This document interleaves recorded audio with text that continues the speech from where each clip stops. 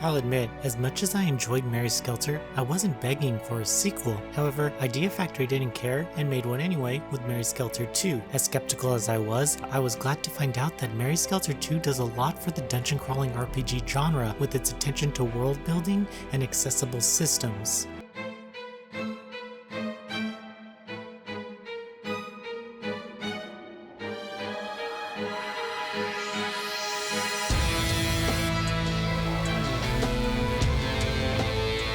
Mary Skelter 2 introduces a new main protagonist named Otsu. Her key characteristics resemble a knight in shining armor as she does whatever she can to protect Little Mermaid. They both reside in what is known as the Liberated District, a place that is protected from the threat of merchants who prey on anyone who leave the confines of the walls. However, Blood Maidens possess the power to survive in the depths of the dungeon and fight against any threats. En route to find a powerful Blood Maiden, Otsu and her party meet Alice and Jack, amongst other imprisoned humans. After setting them free, an unbeatable creature known as a nightmare found them and caused Alice to enter Blood Skelter mode, which caused Otsu, Jack, and Little Mermaid to fall to a lower dungeon. Sadly, Jack doesn't really survive the fall, but uses some power to transform himself into an unsettling nightmare who can somehow communicate with Otsu. The opening of Mary Skelter 2 is fast-paced and full of action, which all lead to a heartbreaking realization when the group ends up returning home. As the cast grows, each character makes their own personal mark on the story as they make themselves useful around the base. The game's writing seems to know how to get the player invested into these characters and puts a lot of focus on relationship building with main characters as well as the supporting cast. Jack can only communicate through Otsu, so his interaction is limited. This dynamic, although strange, works for the story and creates some interesting moments of dialogue as you learn more about how Jack turned into a nightmare in the first place. There are some really good moments of storytelling found within Mary Skelter 2. Players can interact with characters by giving them gifts or participating in side stories, which makes it easy to invest in this horrific world. With so many emotional scenes, it's good to point out that the English voice acting is amazing. There's also Japanese audio for the purists out there. Mary Skelter 2 is a dungeon crawling RPG with many systems.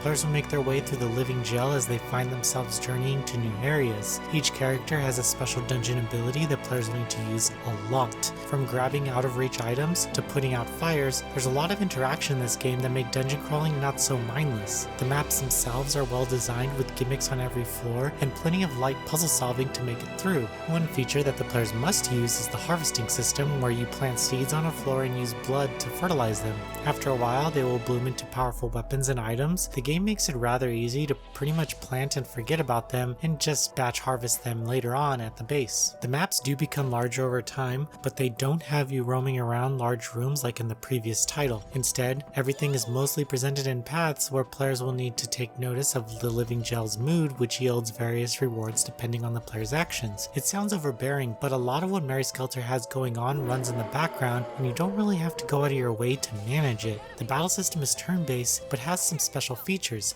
During fights, characters will get blood splattered on them, which enough blood will have them enter Massacre or Blood Skelter mode. Massacre mode gives the character a stat increase, while Blood Skelter mode will have them go absolutely crazy and hit everything around them. Characters will need to lick the blood off of each other during battles, which give various bonuses. After running around the dungeon, the players will acquire corruption, which influences Blood Skelter mode. In order to combat this, they will need to be purged. By heading back to the base, players can rub their switch screens to cleanse these girls of their sins. It's honestly just a rubbing minigame, but it is fun for a while and does give some stat boosts. Weapons in the game can be customized and upgraded. Some weapons have added abilities and effects that make battles a breeze. Characters can also change job classes, which gives them added abilities and stats as well as new illustrations. This is all extremely useful when trying to create a balanced party or one that fits your playstyle. Throughout the game, players will face off against nightmares who can't be destroyed until after the core of the dungeon is defeated. While exploring, these nightmares can appear at any moment and the player must escape. These chase scenes can be really scary, especially if you aren't equipped to deal with the nightmare.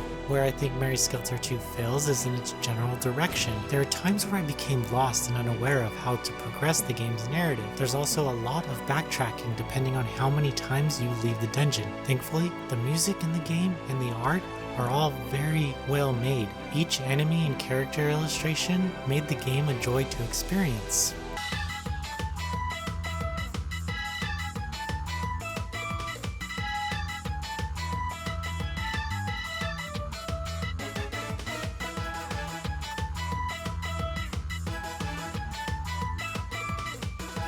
Mary Skelter 2 is a great dungeon crawler RPG that does a lot for the genre in terms of adding new features and ways to interact with the characters. The focus on story and making the player feel a part of this fantasy world was a huge accomplishment here, and pays off as the main motivation for wanting to see the game through until the end. What's best about many of Mary Skelter 2's features is that they all run in the background as players experience the game, which only add to its level of enjoyment. Changing job classes and upgrading items offer multiple ways to fight through the dungeon, which makes exploration never feel repetitive. As a dungeon crawling RPG, Mary Skelter 2 is accessible to first-time players and offers enough depth to be a must-play for fans of the genre. Noisy Pixel is giving Mary Skelter 2 a 9 out of 10. Thank you for watching. Noisy Pixel is run by a group of gamers who work hard to deliver news, reviews, previews, and more. Please subscribe to keep up with all our future content.